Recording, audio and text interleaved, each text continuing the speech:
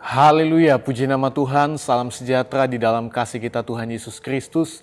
Salam jumpa lagi dalam Renungan 79, keluarga jemaat GPDI LSD Magelang. Tuhan memberkati kita semua. Saya mengajak, mari terus alami pembaruan di dalam Tuhan setiap hari dengan merenungkan firman Tuhan menggunakan 365 hari yang mengubahkan hidup Anda. Puji nama Tuhan, firman itu berkuasa dan hanya firman Tuhan yang sanggup mengubahkan setiap kehidupan kita. Nah, di dalam renungan saat ini saya beri tema waspada. Waspada atau berhati-hati. Di dalam Roma 16 kita akan melihat di ayat 17 dan ayat sampai ayat 18. Roma 16 mulai ayat 17 sampai ayat 18 saya baca firman Tuhan. Tetapi aku menasihatkan kamu, saudara-saudara, supaya kamu waspada terhadap mereka yang bertentangan dengan pengajaran yang telah kamu terima, menimbulkan perpecahan dan godaan. Sebab itu hindarilah mereka, sebab orang-orang demikian tidak melayani Kristus Tuhan kita, tetapi melayani perut mereka sendiri, dan dengan kata-kata mereka yang muluk-muluk, dan bahasa mereka yang manis, mereka menipu orang-orang yang tulus hatinya. Puji Tuhan. Bapak Ibu, kalau kita mengobservasi surat Roma ini ditulis oleh Rasul Paulus untuk jemaat Tuhan yang ada di Roma. Nah, di dalam pasal ini Paulus memberikan peringatan yang keras kepada jemaat Tuhan yang ada di Roma tentang bahaya pengajaran yang menyesatkan, ajaran-ajaran palsu, dan dampak buruk yang bisa ditimbulkannya terhadap kehidupan jemaat Tuhan. Jadi kita melihat bahaya dari ajaran sesat. Kalau kita melihat interpretasinya, saya menemukan beberapa makna dari ayat-ayat ini. Yang pertama, ajaran sesat itu terlihat baik, sebenarnya sangat jahat. Ajaran sesat terlihat baik, tapi sebenarnya sangat jahat. Paulus menasihatkan kita, bukan hanya jemaat Tuhan di Roma, tetapi kita juga sebagai gereja Tuhan yang hidup di akhir zaman ini. Nasihat untuk waspada terhadap mereka yang menunjuk kepada pengajar-pengajar sesat. Pengajar-pengajar yang mengajarkan ajaran yang tidak sesuai firman Allah, yang membelok-balikan kebenaran firman Tuhan, memutarbalikan kebenaran firman Tuhan. Nah, hati-hati dengan mereka ini, karena ajaran mereka itu bertentangan dengan pengajaran Alkitab yang benar. Jadi kita perlu waspada dengan mereka yang mengajarkan ajaran-ajaran yang tidak benar, yang bertentangan dengan firman Allah. Karena pengajaran sesat itu bisa muncul dari berbagai sumber. Apalagi kalau kita melihat di hari-hari ini, dengan adanya sosial media, kita bisa melihat begitu banyak khotbah-khotbah. Tapi tentunya kita perlu berhati-hati, waspada, harus bijak memperhatikan setiap pengajar-pengajar yang mengajarkan tentang firman Allah. Karena ada yang mengajarkan yang benar, tetapi ada yang mengajarkan yang tidak sesuai dengan firman Allah. Kelihatannya baik, tapi sebenarnya itu jahat. Itulah ajaran sesat.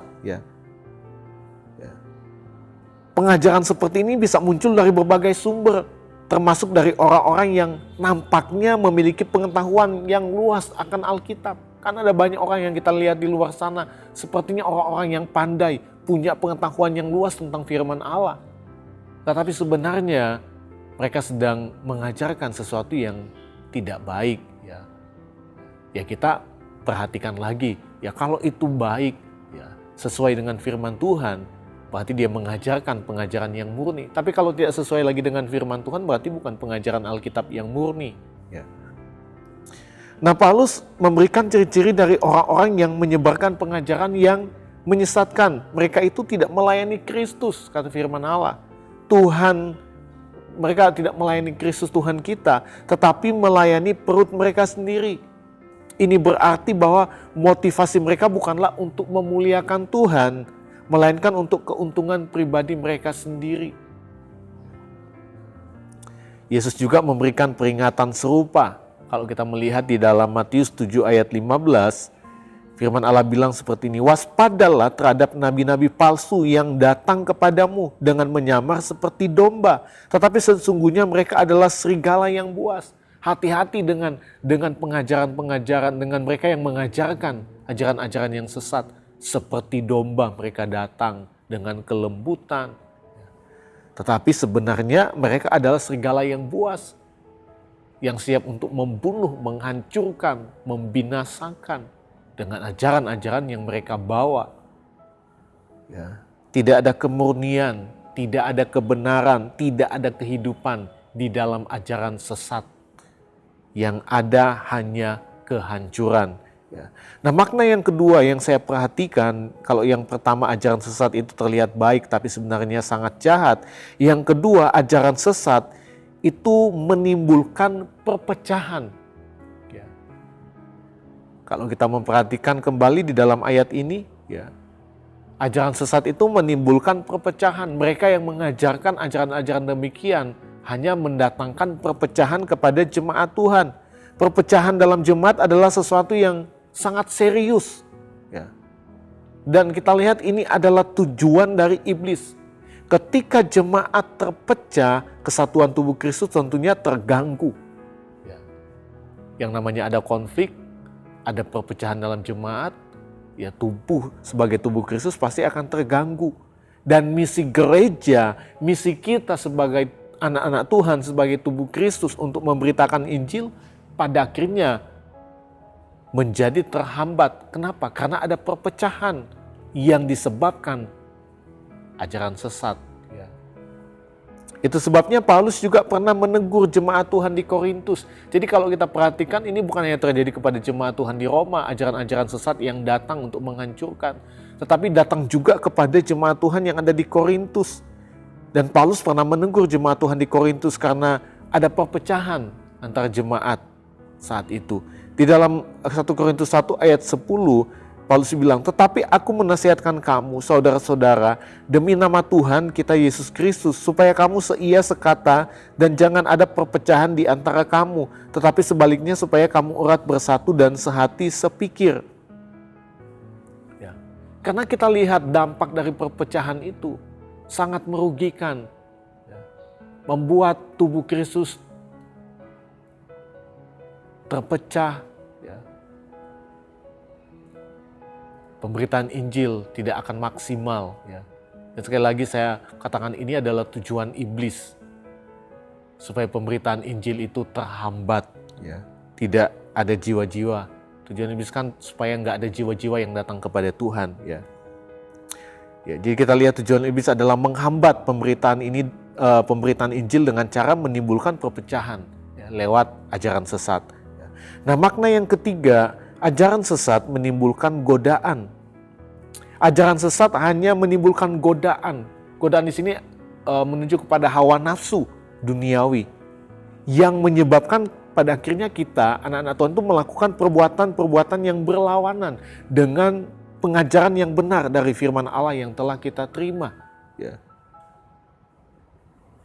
Dan sama halnya Paulus juga pernah menegur jemaat Tuhan yang ada di Galatia karena terpengaruh dengan ajaran sesat.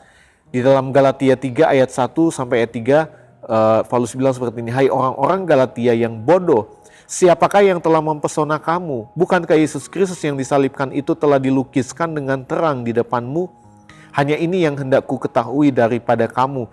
Adakah kamu telah menerima roh karena melakukan hukum Taurat atau karena percaya kepada pemberitaan Injil? Adakah kamu sebodoh itu? Kamu telah mulai dengan roh, maukah kamu sekarang mengakhirinya di dalam daging?" Ya. Ayat ini juga menjadi teguran bagi mereka yang terpengaruh oleh ajaran sesat. Ya. Adakah kamu sebodoh itu? Kamu telah mulai dengan roh, maukah kamu sekarang mengakhirinya dalam daging? Ya.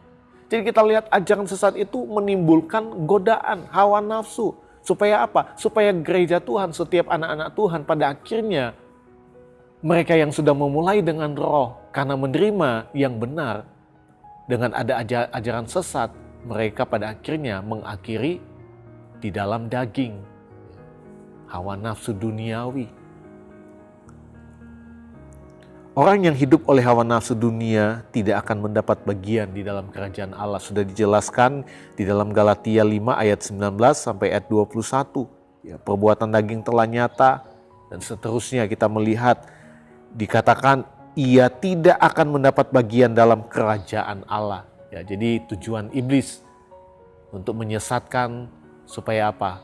Timbul godaan hawa nafsu ya, kepada jemaat Tuhan, yang pada akhirnya mereka mengakhiri dalam daging. Dengan demikian seperti firman Allah katakan, tidak mendapat bagian dalam kerajaan sorga setiap orang yang hidup di dalam keinginan-keinginan daging itu. Nah, kita lihat aplikasi ya yang harus kita terapkan di dalam kehidupan kita sebagai jemaat Tuhan yang hidup di akhir zaman ini, yang penuh dengan tantangan ajaran-ajaran sesat yang muncul di hari-hari ini. Ya. Apa yang harus kita lakukan? Waspada terhadap mereka. Ini nasihat, ini peringatan firman Allah. Waspada terhadap mereka.